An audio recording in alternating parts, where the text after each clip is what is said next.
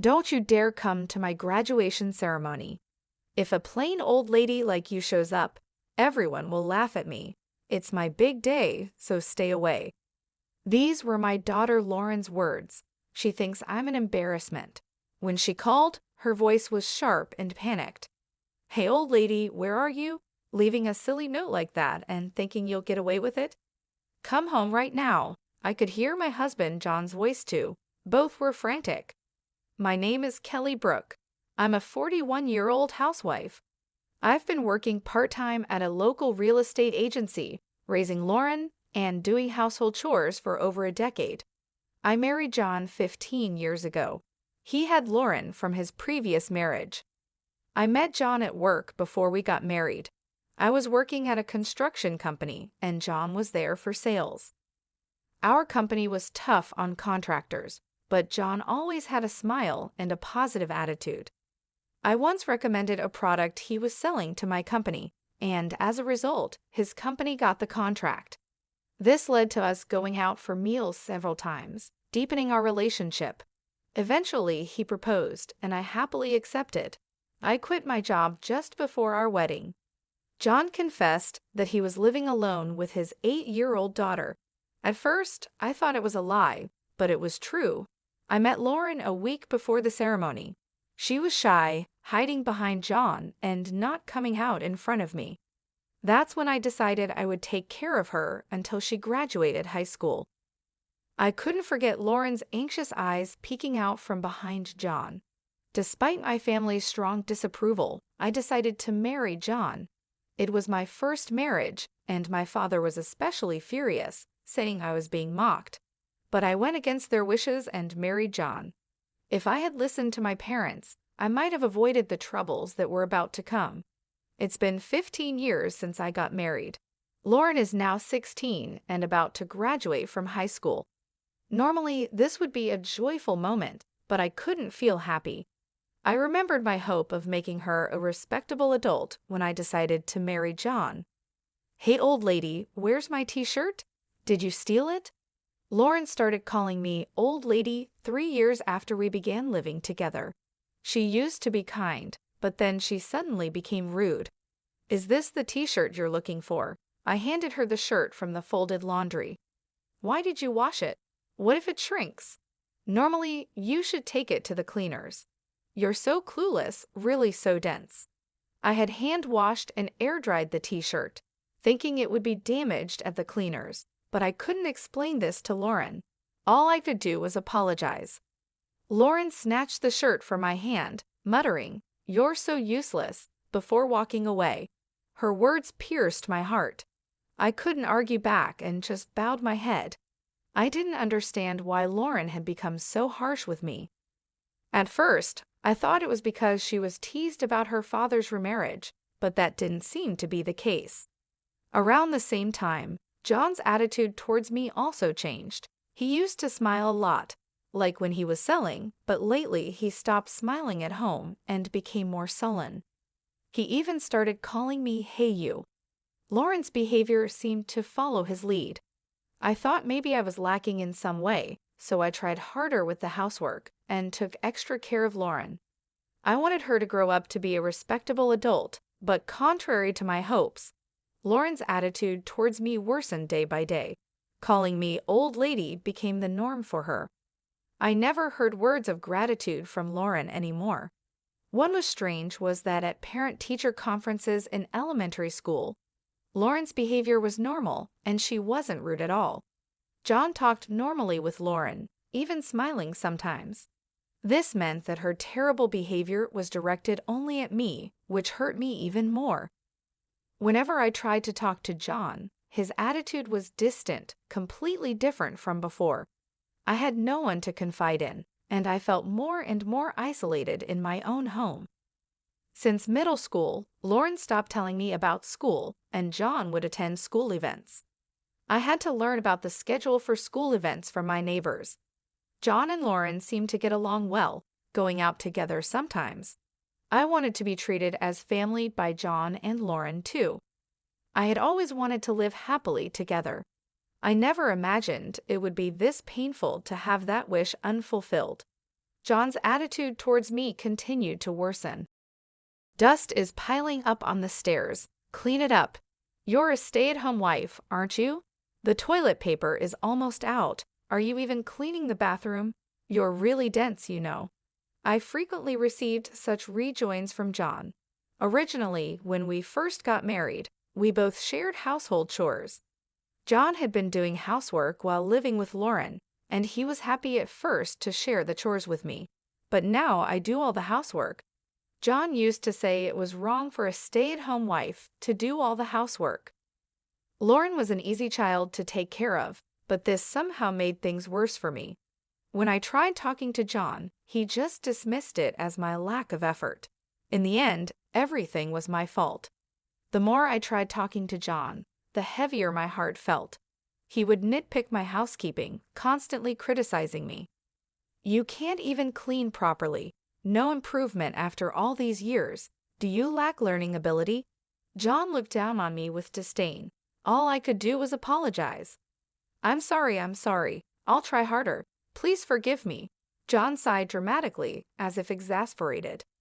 Even if you try hard, you won't be able to do it. That's why you get scolded. Always saying you'll do it. But have you ever? John's words kept chipping away at my heart as time passed. I was worn out, and Lauren turned 19. I was curious about her plans after graduation, but she wouldn't tell me, and neither would John. By then, I had stopped talking to John and Lauren unless it was absolutely necessary. One day, I overheard Lauren and John discussing her future. I didn't mean to eavesdrop, but I wanted to know, so I listened. I got it. I could go to college on a recommendation, and I even got a scholarship. Thanks, Dad. Thank you. I could hear the joy in Lauren's voice. She never spoke to me like that. Good for you. It's the result of your efforts. All the housework we dumped on that dense housekeeper was worth it. Were they referring to me as the housekeeper? Yeah, she was a good outlet for stress. I heard their mocking laughter. Quietly, I left and locked myself in the bathroom, the only place I could be alone. I crouched there, holding my head, and cried. To think that John and Lauren saw me in such a light. I had endured for the past 12 years, being Lauren's mother and John's wife, even when my heart felt like it was breaking. I forced myself to keep going, even when I felt at my limit. There were times I felt I couldn't get up, but I made myself do it. Making lunchboxes, preparing breakfast, doing laundry, and other housework. It hurt to even lie down, but if I did that, I feared I would never be needed by John and Lauren again. Driven by this fear, I continued to live in exhaustion. Honestly, I don't remember much about this period. One day, after shopping, a neighbor told me something shocking. Tomorrow was Lauren's high school graduation. I couldn't admit I didn't know, so I just smiled vaguely and left. As soon as I got home, I collapsed onto the sofa. I had always thought about making Lauren a respectable adult. Her graduation from high school was supposed to be a milestone for that. Again, I was the only one left out in this house. I'm not allowed to have a smartphone or use a computer. The only thing I have is a simple flip phone that can only make calls. Since John handles all the school communications, I don't have any mom friends or any way to get information about the school. Still, I learned about sports days and recitals from neighbors or overheard children's conversations and secretly attended them. I wanted to attend Lauren's high school graduation and celebrate her step into adulthood. While I was crying on the sofa, Lauren came home from school. Old lady, why are you loafing around? You're so gloomy you make the whole house dark. Can't you do something about it? Lauren glared at me. If she had told me the date of the graduation, I wouldn't have felt this way. For the first time, I felt anger rising from the depths of my heart. So the graduation is tomorrow. Seems you didn't tell me about it, I said with a tone of blame. Lauren looked a bit startled by my words, but then sighed dramatically. So what? You're not going to the graduation anyway, so you don't need to know the date. I was surprised. I never said I wasn't going to the graduation. Don't come. If a plain old lady like you comes, You'll just be a laughingstock. It's my big day. Absolutely do not come." Lauren's words made me feel dizzy. Clearly, she didn't think of me as family. To her, I was an embarrassing presence. Just this once, I had hoped for forgiveness, but it was denied. Her words pierced my heart. I was truly just a nuisance, clearly told so by Lauren herself. That night, John came home with a suit and a dry cleaner bag. He had taken his suit to the cleaners himself without asking me. Of course, he knew about Lauren's graduation. When I saw the suit, John commented, "Right, you didn't hear about it from Lauren." He looked at me with a mix of pity and a smirk. I realized I was the least needed in this house. Thinking I was part of the family was just my own delusion. At that moment, I realized my heart had reached its limit long ago. So I decided to end my role as a family member. The next day, John and Lauren left together for her high school graduation. I was left behind, and John even told me not to bother with dinner as they would eat out. I wasn't invited. The old me would have just silently accepted this treatment, but those days were over. I decided to leave this house. It was a decision I made last night. As soon as they left, I quickly packed my things, left a note, and left the house. I couldn't be part of John and Lauren's family anymore. I decided to seek refuge at my parents' house, a 3-hour train ride away. There, I would prepare to sever ties with John and Lauren.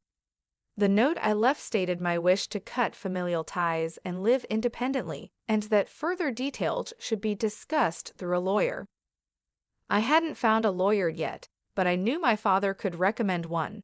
My family is wealthy and owns a lot of land. My father is a well-known figure in the area and owns considerable real estate. I remembered meeting a lawyer during a New Year's greeting at home, so I knew my father could help. Another task I needed to do was sell the house where John and Lauren currently lived. This house was built on land owned by my father, and the construction was funded by him as a wedding gift for me. I had been repaying my father slowly with the money I earned from my real estate job, which he had also helped me get. The house, including the land, is owned by my father and legally registered in his name. At the time, John might have thought the house was a gift and never asked about the ownership because he was afraid of offending my father and losing the gift. John was the classic home tyrant, harsh to those he saw as weaker but submissive to those above him. I told my father everything that had happened. As I spoke, tears flowed uncontrollably, and I had to pause several times due to sobbing, but my father listened until the end. I saw tears in his eyes too. The most relieving part was that my father didn't criticize my initial decision to marry John. At the end, my father said, "You've been through a lot." Afterward, he made several phone calls, and lawyers and real estate managers came to the house. Everything happened quickly from there. It was decided that the house would be demolished, and the demolition was scheduled for a week later. In the note I left, I wrote, "Please leave within a week." My father commented sarcastically, "That's quite kind of you." For me, it was just to avoid any later complaints.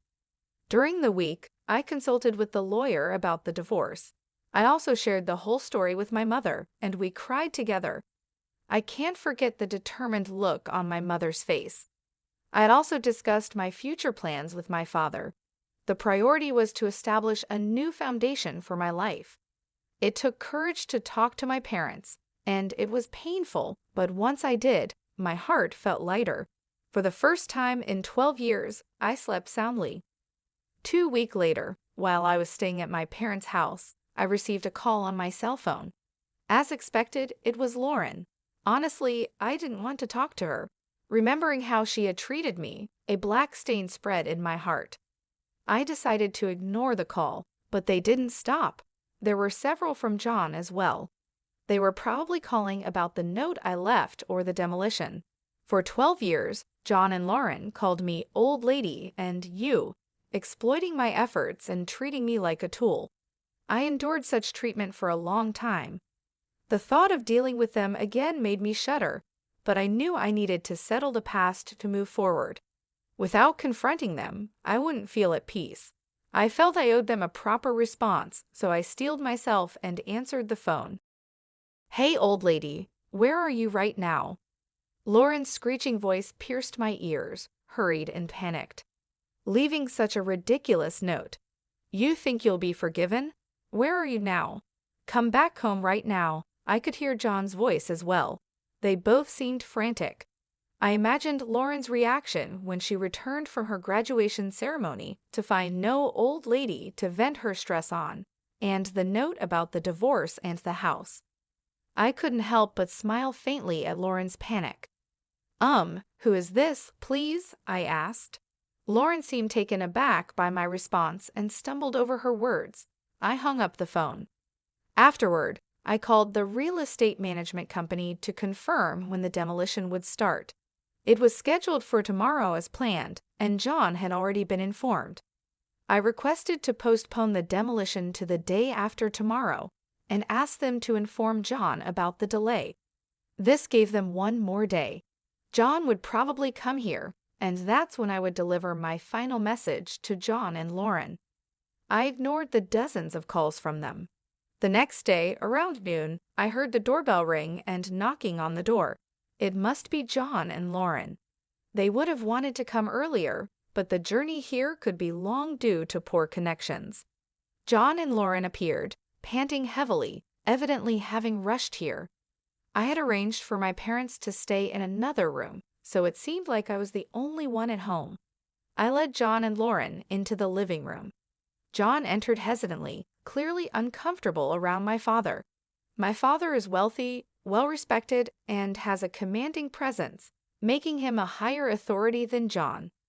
On the other hand, Lauren didn't seem intimidated at all. She appeared determined to overpower me and bring me back home. Lauren plopped down on a chair in the living room, crossing her legs and silently gesturing for me to sit opposite her. I took my time preparing tea, moving leisurely before finally sitting across from her.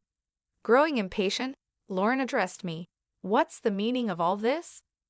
John, sitting next to her, placed the note I had left on the table. I didn't react and just met Lauren's gaze silently.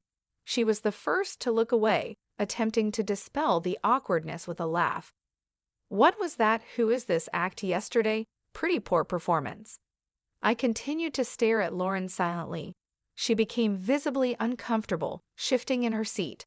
"Look, it's no use. A dumb old lady like you can't survive without us. You're nothing but trash." I almost reacted to her harsh words, but restrained myself, noticing the tremble in her voice. Lauren was clearly bluffing.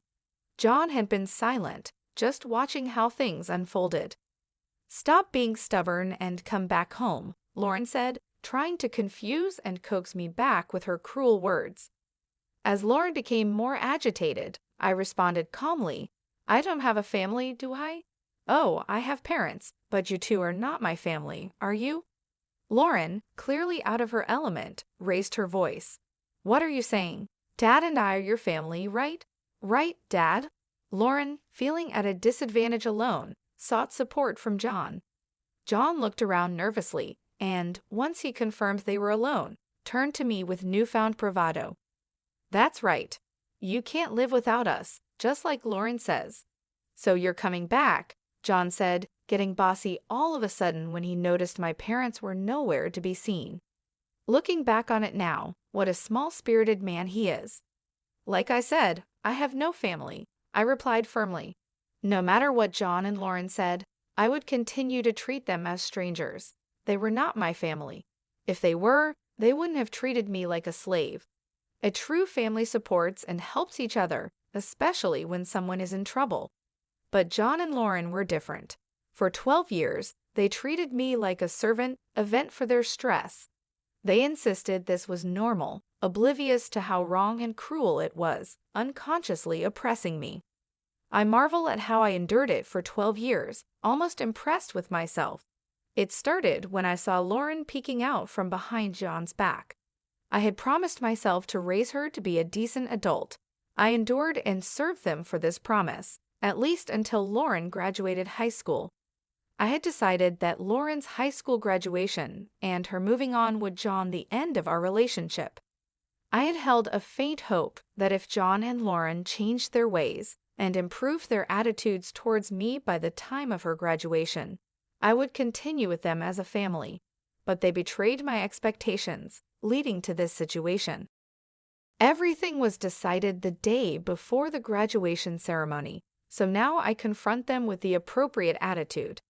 John and Lauren are no longer my family, and I will not treat them as such. Realizing the significance of my treating them as strangers, Lauren altered her approach.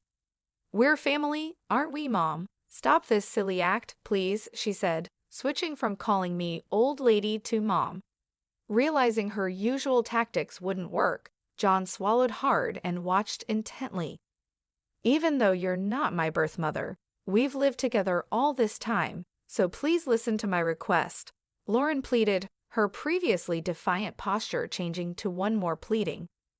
"I have no obligation to respond to requests from someone who isn't family," I replied, keeping my composure and emotional distance. Tears appeared in Lauren's eyes as she looked at me desperately. "Please listen to me. The note you left, it's not true, right? You can't really be selling the house. It's not serious, right? Because you're part of our family." Lauren's use of the term "mom" made my skin crawl, especially since her main concern seemed to be the house. She was anxious about losing the house, not about losing me. No matter how much Lauren pleaded, my feelings remained unchanged. She lowered her face, apparently crying. "This is some kind of joke, right? You can't be serious," John said, upset by Lauren's tears, and turned his anger towards me. "What's with that note? Come back right now and stop the demolition." John spoke rapidly, driven by anger. "I can't do that. The decision has been made," I said in a restrained voice. "Do you think you can get away with doing this to your family?" John demanded. "That's why I've been saying we're not family," I replied. Neither John nor Lauren seemed willing to listen. "Please understand, we're not family." I wondered how many times I had to repeat the same thing. Suddenly, John stood up and slammed his fist on the table. "Don't joke with me." I was startled but managed not to react. "Who's joking? After not treating me as family for 12 years, you can't suddenly expect me to act like one. It's impossible." My voice was harsher than I intended. I'm angry too, though I didn't show it. My anger was bubbling up inside me like magma about to erupt. John and Lauren's selfish actions were unforgivable. They trampled on my 12 years of suffering and efforts to be part of the family. I tried to become a family with John and Lauren, but they mocked and used me. They wouldn't understand how lonely and painful it was to be left out. I wished so many times to be treated like family, but my wish never came true. It took me 12 years to give up, despite my continuous efforts. As Lauren's mother, this is the outcome. A self-mocking smile appeared on my face. Seeing my dry smile, John and Lauren stared at me in shock. John seemed to lose his strength and slumped into the chair. These two, far from understanding my feelings, tried to use me until the very end. No matter how much I cared for them, they never cared for me. Even though I cherished them, they never cherished me. When they found themselves in trouble, they said things like, "We're family," but they never meant it. They just wanted to use me. It's just too convenient. I felt not just a headache, but even nausea. Why did I keep tolerating these people for 12 years? It's strange to think back on it, but there's no point in reflecting now. There's no future for the three of us together anymore. All I can do is make John and Lauren acknowledge their guilt and pay for it. I won't expect or trust anything from Lauren or John anymore. John stood up and apologized. "I'm really sorry. Please come back, I beg you." Even with his apology, it doesn't touch my heart at all. I won't extend a helping hand, and I definitely won't think about living together. "Just stop it. I'm no longer your family. I'm a stranger," I said. Lauren also began to apologize, following John. "I'm sorry. Please forgive me. We're family, so let's go home together." I was astounded by their self-serving talk. After treating me like a stranger for 12 years, now they want me back because we're family? That's too naive. It's just not happening. I couldn't stay calm anymore. My words flowed, driven by emotion. Harsh words escaped my lips, words I had held back out of consideration for John and Lauren. I don't want to hear any excuses. I can't trust any words. I can't ever imagine us being a family again. At this point, I placed a piece of paper in front of John. It was a divorce paper, already signed by me. Write on the divorce paper now. I'll go and submit it. Write it here. John shook his head from side to side. Then he showed me a smile. Think it over, will you? I was astounded by John's lack of grace in handling the situation. Such a small-minded man. I had always misunderstood John's ingratiating smile. The smile he showed when we first met was a sleazy expression of sizing someone up. I mistook it for the smile of a kind person. It still makes me angry thinking about it. I stood up and called my parents from the back. My parents appeared in the living room. John's mouth was agape as if his jaw had fallen off. My father glared sharply at John, and my mother also had a stern look on her face. John shrunk back just from their gaze. I'm sorry. I'm sorry for the trouble caused by Kelly's misdeed. I thought I heard it wrong. What misdeed of mine is John still trying to shift responsibility for? My father's eyebrows twitched, but he remained silent. Kelly, no, Miss Kelly left the house on her own. I was just trying to persuade her to come back. Right, Lauren? John was prompting Lauren to agree with his nonsense. Kelly's misdeed? Don't be ridiculous. My father's loud voice echoed through the house. The windows rattled. John and Lauren gasped and held their breath. My father stood in front of John, bent down to meet his gaze. How could you interpret Kelly's actions as selfish? You only think about yourself. You're such a small man. Then my father turned to Lauren. It seems you've done some terrible things too, going along with this man. What did you think of Kelly, fools? My father's loud voice echoed through the house. Lauren was trembling, perhaps terrified. My father stood up, glaring at the two of them in a commanding stance. Lauren, you've been causing problems at school too. I've looked into it. Through my father's connections, a detective agency investigated Lauren. It turned out she had been forcefully taking money from a girl at school. The victim was too scared to tell anyone, but my father had arranged to prepare a criminal complaint. Lauren, just like how she looked down on me, was doing the same at school. Lauren exclaimed, "That's a lie. Did she tell on me?" I felt like I saw Lauren's true nature, no remorse at all. She was only thinking about getting through this situation. John, you too. You've been embezzling money from the company. This was also discovered through the detective agency's investigation. John had been faking business trips. I initiated this investigation to strengthen my divorce case, but it unearthed shocking facts about both of them. Why would you even? Is it her? John reacted the same as Lauren, with no remorse. They were both unrepentant. They won't just face my punishment, they deserve consequences too. Then my mother spoke up. All right, the discussion is over. Sign the divorce papers and leave this house as soon as possible. John, sobbing, kept muttering, I don't want to, but he seemed to give up when my father handed him a pen. He sat down and signed the divorce papers. I glanced at the clock. It was almost 7:30 p.m. The last train leaves at 8:00 p.m. If they miss it, there won't be another train until the morning. In this small town, there are no taxis. If they don't catch the last train, John and Lauren won't make it to the demolition scheduled for tomorrow. They probably hadn't packed anything, thinking they could persuade me. As I hesitated to tell them, Lauren suddenly blurted out something unbelievable in a sulky tone. But this divorce was your idea, right, Dad? You should get alimony. Lauren, having been exposed, seemed to become defiant. Both my parents looked shocked. That's impossible. What you've done is essentially domestic violence, a crime. Lauren was momentarily taken aback, but then defiantly retorted, Show me the proof. I placed a notebook on the table. This is a diary I started keeping since I got married. Lauren glared at me with a scornful look. You don't even have a smartphone or computer. What kind of evidence could you possibly have?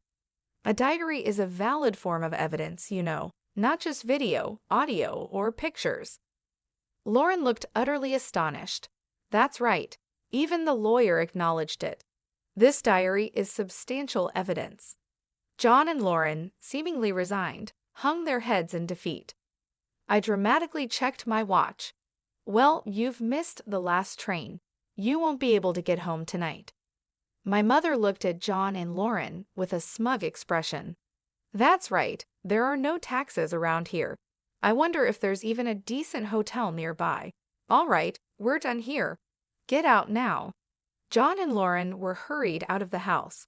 From the second-floor balcony, I could see them rushing toward the station, probably shocked that the last train left so early. Watching their flustered figures, I felt the weight in my heart starting to lift. Some loose ends remained, but I felt a sense of closure. John and Lauren, having missed the last train, couldn't find a taxi and ended up walking for about an hour to find a hotel. When they got home the next day, the demolition was already underway, but they managed to salvage only their clothes. Unbeknownst to them, I had temporarily stored the furniture, appliances, and my belongings in a warehouse. Later, I received a report from my lawyer that the divorce, including the alimony claim, was finalized. John, initially reluctant to pay, complied after pressure was applied to his company. According to the detective agency, John was fired for embezzlement, and Lauren's scandal led to her expulsion from high school, ruining her chances for college. John, now jobless, could only afford to rent a small, old apartment far from the station. There he lives with Lauren, who dropped out of high school. Lauren blames everything on John, and he constantly criticizes her, leading to endless arguments, as reported by the detective agency. I had quit my part-time job at the real estate agency and was considering my next move when my father suggested I help with the family business. I took a job at his resort property management company. Living in a resort area is a big change from city life, but being surrounded by nature has been refreshing. I also got a dog, so I don't feel lonely living alone. For now, this dog is all the family I need. I plan to live a peaceful life,